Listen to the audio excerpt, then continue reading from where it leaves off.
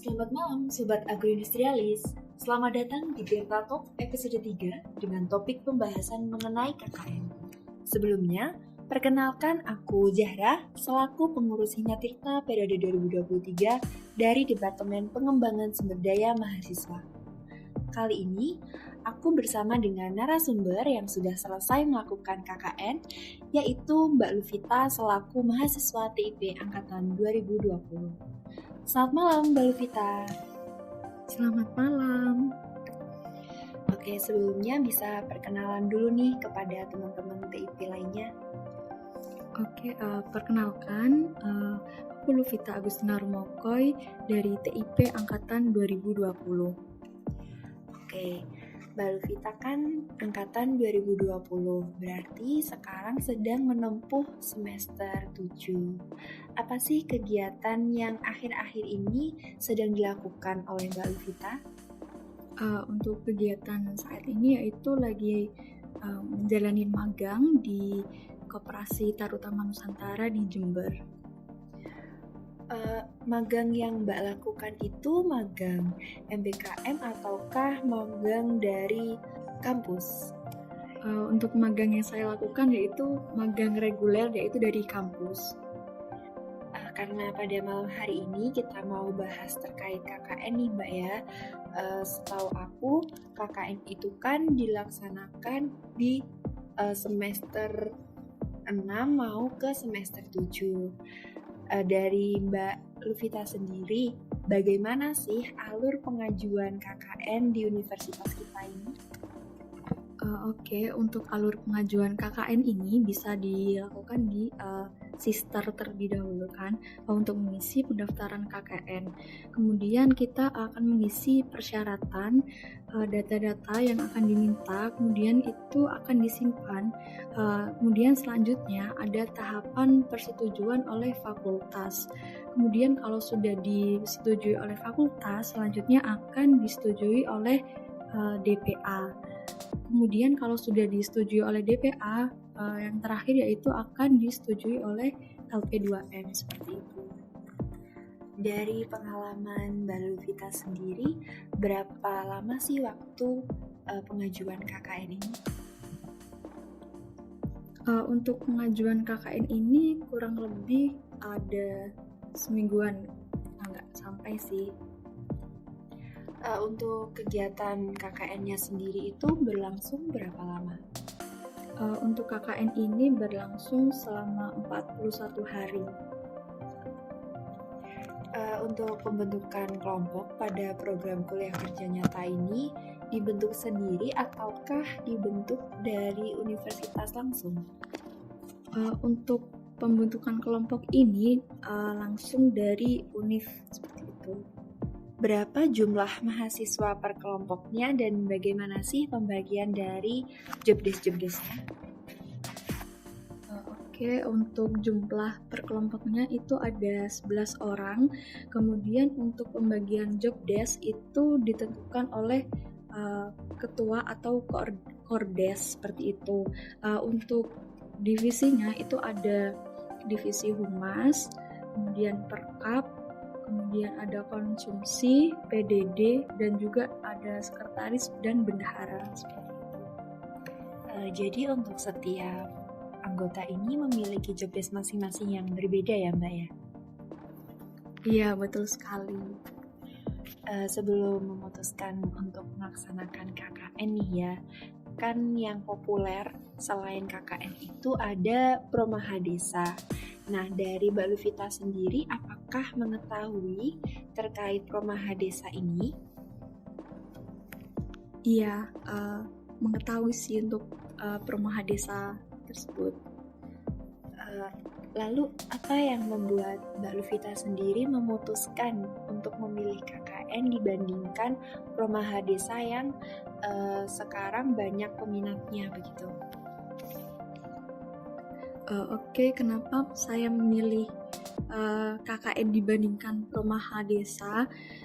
Itu karena waktu pertama saya ditawari teman saya untuk mengikuti Promaha Desa, itu saya sedang menjalankan proker dari Bank Syariah Indonesia pengabdian kepada masyarakat juga di Jember, sehingga saya takutnya nanti crash dua-duanya berbarengan seperti itu, sehingga saya memilih KKN dibanding Perumahan Desa.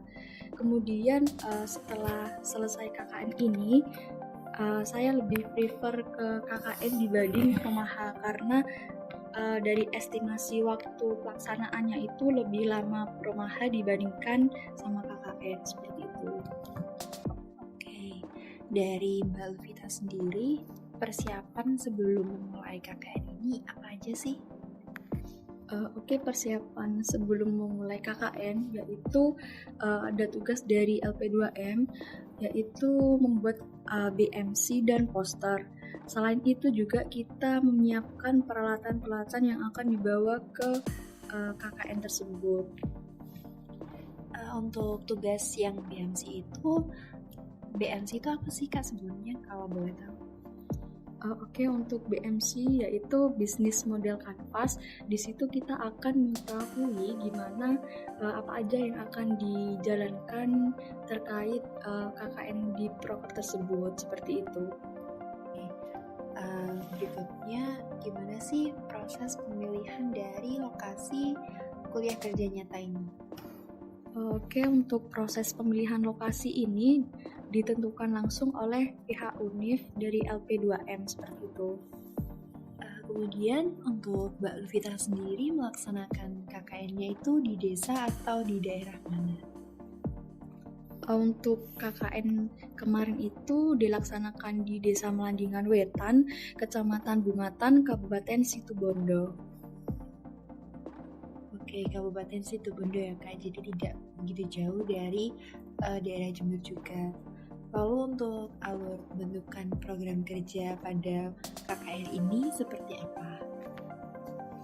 Oke, untuk alur pembentukan program kerja KKN kemarin itu kita melakukan rapat terlebih dahulu. Kemudian kita akan membahas proker yang akan dilaksanakan dan juga kita akan membagi job desk dari masing-masing anggota seperti itu. Kalau ngomongin KKN ya, kan pastinya itu berkaitan sama beberapa program kerja yang dilaksanakan di daerah tersebut. Nah, dari kelompoknya Mbak Luvita sendiri, program kerja apa aja sih yang udah dilakukan selama KKN berlangsung?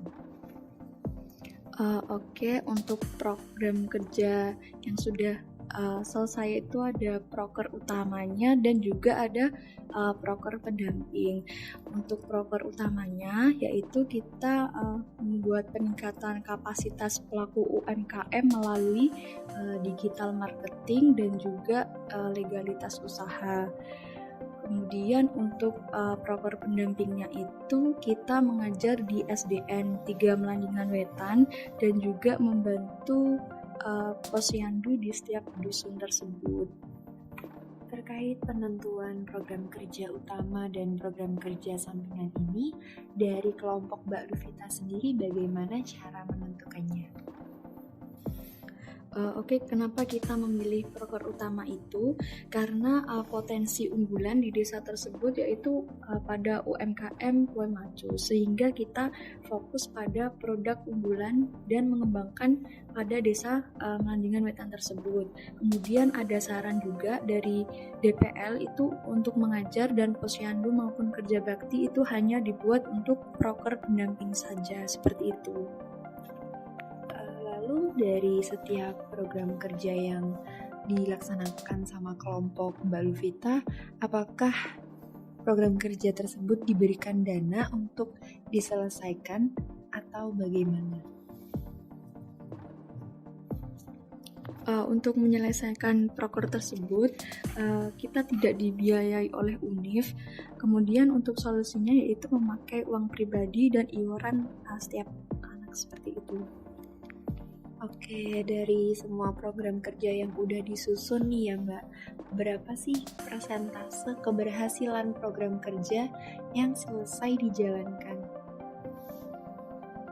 Oke, untuk persentase keberhasilan proker menurut aku sih udah 100% ya, dikarenakan proker tersebut sudah terlaksana dan juga tidak ada yang tidak terlaksana seperti itu. Lalu apa aja sih evaluasi dan penilaian yang dilakukan selama program kegiatan KKN ini berlangsung? Oke, untuk evaluasinya itu kita digunakan memperbaiki program KKN di masa yang akan mendatang, dan juga untuk penilaian itu dilakukan oleh dosen pembimbing lapang atau DPL, yaitu dengan cara memantau mahasiswa dalam menjalankan tugas selama KKN, dan juga dilihat dari logbook yang sudah dikerjakan setiap minggunya. Kemudian untuk DPL tersebut mengunjungi tempatnya itu selama setiap seminggu sekali. Kemudian juga dilihat dari artikel atau jurnal yang sudah dikerjakan, seperti itu. Lalu menurut Mbak Luvita sendiri nih, dari semua program kerja yang telah dilakukan, program kerja apa yang paling memberikan dampak pada lingkungan dan masyarakat desa binaan? Oke, untuk proker yang paling memberikan dampak yaitu proker legalitas usaha, yaitu terkait nomor PIRT dan sertifikasi halal. Kemudian proker tersebut yaitu untuk meningkatkan legalitas dan daya saing produk UMKM.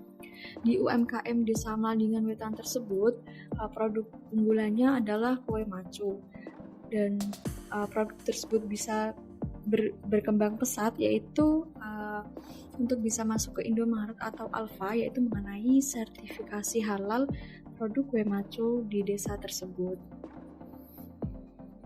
Lalu selama kegiatan KKN 41 hari ini, kendala apa saja yang terjadi yang dialami oleh kelompok Mbak Luvita sendiri? Oke, untuk kendala dari kelompokku itu banyak miskom sih, dan juga terkait penyebaran surat H-1, dan ternyata banyak warga yang kurang bisa hadir di hari itu, sehingga waktunya itu dimundurkan untuk 5 hari untuk bisa menghadiri proker sosialisasi legalitas usaha tersebut. Oke, menurut Mbak Luvita sendiri, apa sih benefit yang Mbak Luvita rasakan selama melaksanakan KKN ini?